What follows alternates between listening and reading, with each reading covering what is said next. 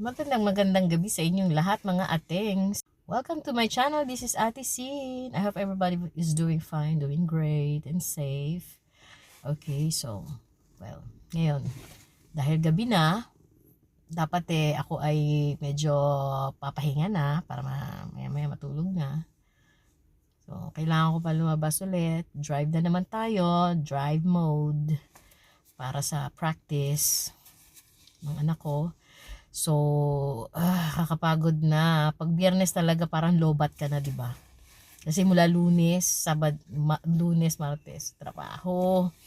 Masakit na 'yung balikat ko, parang ngalay, tapos 'yung braso ko, pati mga kamay, likod, hindi 'yung paa, hindi binti, more in the upper body. Ang masarap na ihiga, guys. Pero hindi pa pwede. Ayun, alam mo yun, parang sa mga anak mo talaga, kakayanin mo. Kaya, totoo yun, children are anchors that holds a mother to life. 'Di ba? So, kakayanin mo, kahit na pagod ka na, meron pa rin natitira. Kasi wala kang, wala kang choice. Wala kang maggagawa, kundi gawin mo lang, 'di ba?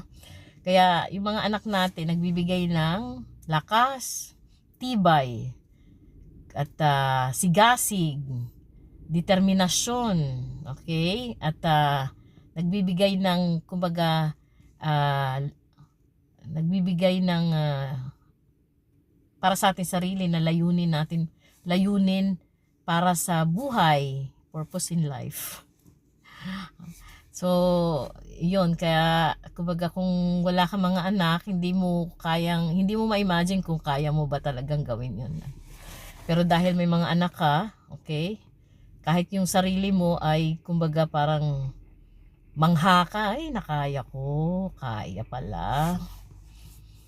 Kasi pagka wala ka namang mga anak, wala ka namang ayun, sa palagay ko hindi mo rin may isip na kumbaga gawin yung mga extra pa, kumbaga yung mga bagay na akalain mo na hindi mo kaya, kakayanin mo para sa mga anak. Kahit ano pang sibat yan ang nasa harap mo, pana, susuungin mo yan para sa mga anak mo. Ganun talaga, di ba?